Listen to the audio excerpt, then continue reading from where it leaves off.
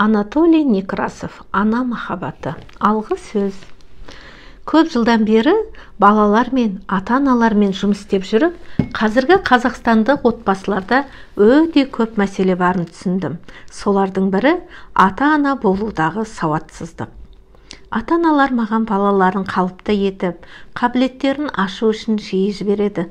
Бірақ қызығы сол, қиын бала болмайды, керісінше әр бала қабілетті. Олар ал қиындықтарды ата-аналардың өз қорқыныштарын, шектеулерін, жүзеге аспаған мақсаттарын өз балаларынан талап еткеннен туындайды. Шектен тыс қамқорлық пен бақылау баланы тәуелді етіп қою жас ұрпақтың психикасына жара салатынын ата-аналарына қалай жеткізсем деп ұзақ ойландым. Бірде мені ерекше шабыттандырған, көзімді ашқан қазіргі отбасындағы балалар мен ата-аналардың қарым-қатынасындағы олқылықтарды көрсеткен кітап қолыма түсті. Дәл қазір сол кітапта Анатолий Некрасовтың ана махаббатын ұстап отырсыз. Қызығы сол есімде. Бұл кітапты оқып біткен соң автормен танысуды алдыма мақсат етіп қойдым. Содан соң Анатолий Александровичті танып білу ғана емес, тіпті шәкірті болу бұйырыпты бақыты маған. Ана махаббаты кітабы әлемнің 7 тіліне аударылып, бірнеше миллион данамен сатылғанын білгенімде, бірден қазақ тіліне аударуды ойладым. Арманым орындалды. Бұл кітап сіздің ақылды, мейірімді, перзентін сүйетін ана болуыңызға көмектеседі деп сенемін. Кітапты жақсы оқып бітіруіңізге тілектеспін. Құрметпен, әрі махаббатпен, Асхат Әбжанов, отбасылық коуч, адамгершілік педагогикасының ұстазы. Армысыз, ардақты оқырман. Ана махаббаты атты кітабының қазақ тілінде шығатынына өте қуаныштымын. Ал осыған дейін 8 тілге аударылды. Енді міне Қазақстанда жарық көрмек. Демек, тағы да бір ауқымды аудитория осынау маңызды да кәделі кітаппен қауышпақ. Яғни әлі талай отбасы тұрмыстық түйткілдерін шешіп, балалармен қарым-қатынастарын жақсартып, ата-аналық міндеттерін мүлткісіз атқара алады. Әрине, автор ретінде мені бұл жағдай қуанышқа бөлейді. Осы кітапты жазған кезде мен оның тек Ресейде ғана емес, басқа елдерде әр отбасының қолынан түспейтіндей кәделі дүниесіне айналуын армандадым. Өйткені шектен тыс ана махаббаты барлық жерде ұшырасады ғой. Соңғы кезде қазақ отбасыларында жиі бой көрсетіп жүргені мәлім. Бұл кітаптағы мысалдардың бәрі өмірдің өзінен алынған, ойдан шығарылған ештеңе жоқ. Өмірдің өзіндей шыншылдығымен ғана осындай құдіретке ие болып тұр. Жұрттың көбі олардың өздерінің бейнесі мен мінез құлқын көреді. Осы тәжірибенің өзі көп деген мәселенің шешімін табуға көмектеседі. Мен Қазақстанда бірнеше рет болдым. Осы бір таңғажайып елді ұнатып қалдым. Бірінші рет 1972 жылы барған едім. Менен әлі күнге шейін кітабыңыз неге аударылмады деп ылғи сұрайтын. Міне енді соның сәті түсіп, ел жұртқа және маған осындай сый тартқаны үшін Асхат Әбжановқа алғысым шексіз. Кітаптағы талай адамның оқитыны көңілімді көкке өрлетеді. Демек, ізгі ойлы, бақытты отбасылар көбейе түседі деген сөз. Құрметті оқырман, осы кітапта қолға алғаныңыз үшін сізге ризамын. Тағат тауып, соңына дейін оқып шығыңыз. Оның ішінде сізді бақытқа жетелейтін нәрселер көп. Мәртебеңіз артып, мерейіңіз өсе беруіне тілекшімін. Ізгі құрметпен, ықылас білдіруші Анатолий Некрасов. Кіріспе. Ана махаббаты дәлірегі махаббаттың жетіспеушілігі туралы танымал спектакльден шығып, метро вокзалымен вагонымен келе жаттым. Шешесін өз баласын тастап кетуі тақырыбы талайлар тағы. Кіріспе. Ана махаббаты дәлірегі махаббаттың жетіспеушілігі туралы танымал спектакльден шығып, метро вагонымен келе жаттым.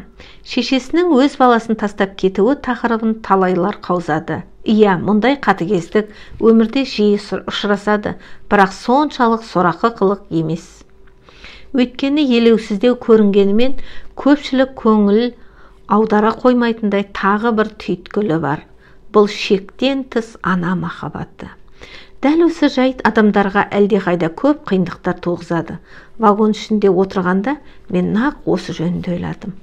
Ымырт үйірілген шақ, адам аяғы басылған, спектакльдің 100 жылдан аса қойылып келе жатқанына және белгілі қаламгер жазғанына қарамастан қойылымды қарап шыққаннан кейін тақырыптың әлі толықтай ашылмағанына көңілім қоңыл тақсыды. Сол жерде балама спектакль идеясы бас көтере бастады. Иә, тек идея ғана емес. Оны жүзеге асырудың қандай да бір жоспары болған жоқ. Біріншіден, мен ешқашан драматургияны оң жамбасыма келер жанр санаған емеспін. Екіншіден, басқа мәселелердің шылауында жүргендіктен бұл тақырыпқа тереңдеуге мұршам жоқ еді. Дегенмен осы спектакльді өзімнің жаза алатыныма сенімділік барын сезіндім.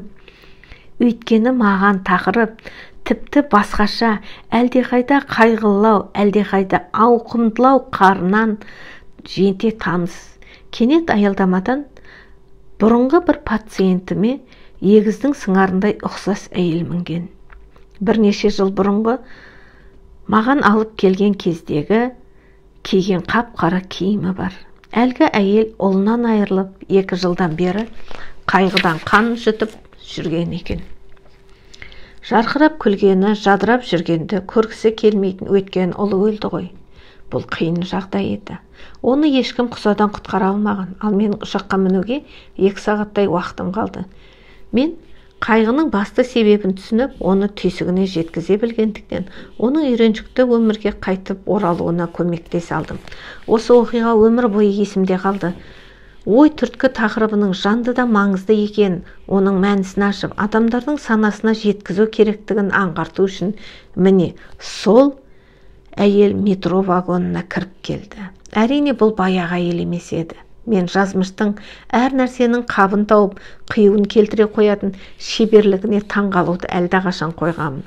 Бұл маған енді айқын ишара еді.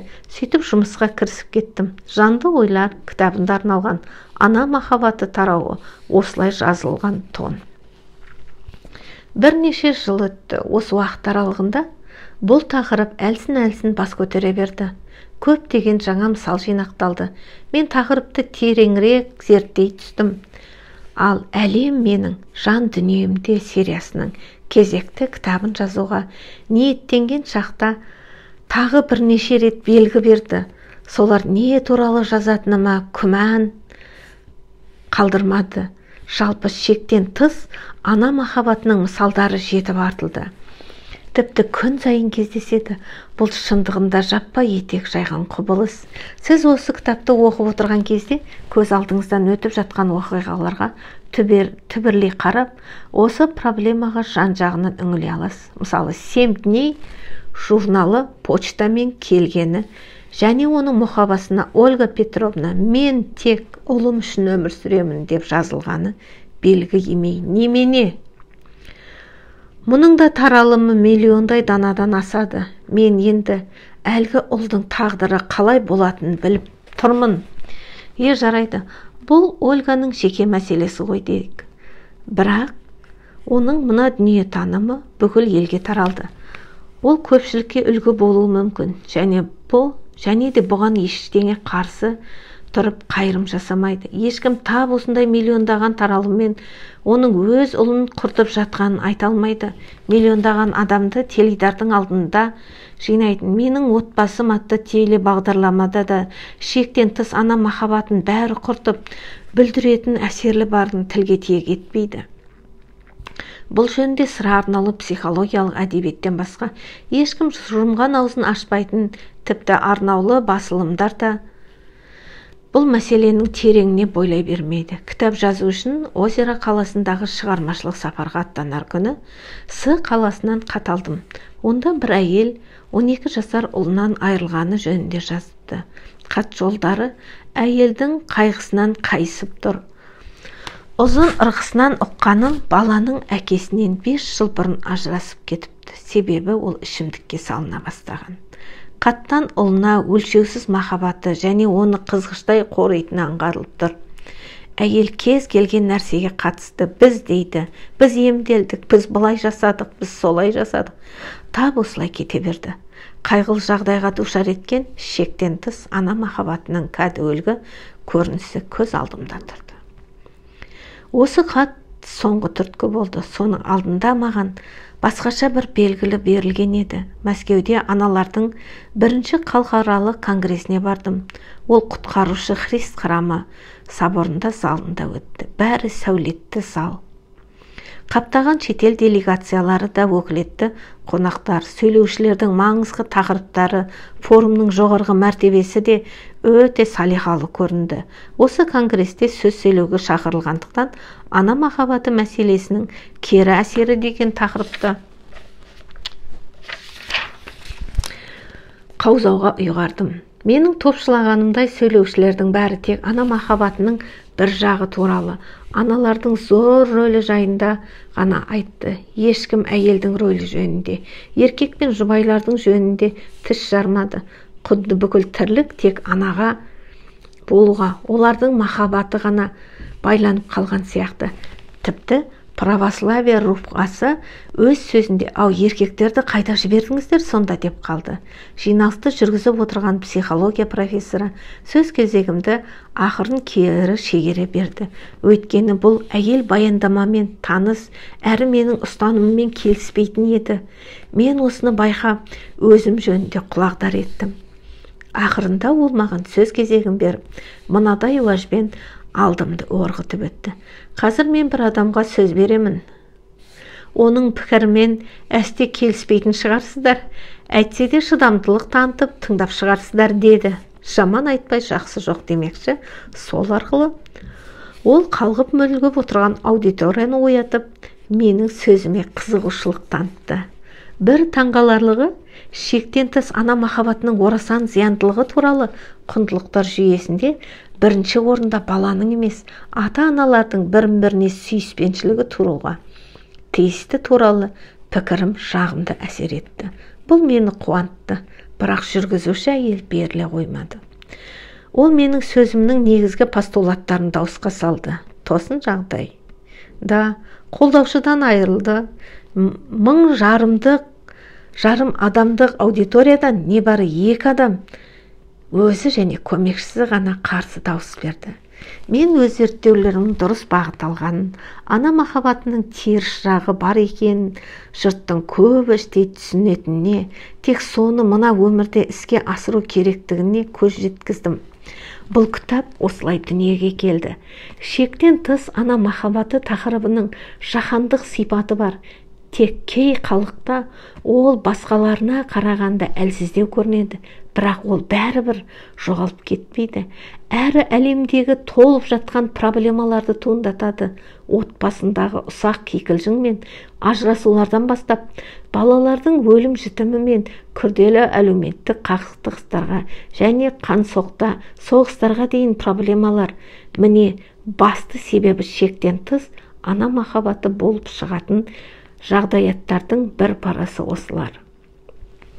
Жоқ, теріске шығуға асықпаңыз, оқып шығыңыз, ойланыңыз, күнделікті тұрмысты бажайлап көріңіз. Сонда менімен сөзсіз келісіп, өзіңізде осы айтылған дәлел табасыз. Бұл дүниеге көзқарасыңызды түбірінен өзгертіп, сөз данагөй бола түсесіз. Ал енді ең бастысы, сіз теріске шығармай, тақырыпқа шығармашылық тұрғыдан келсе алсаңыз, онда өзіңіздің және балаларыңыздың өміріндегі көп нәрсені жақсы жағына өзгерте аласыз.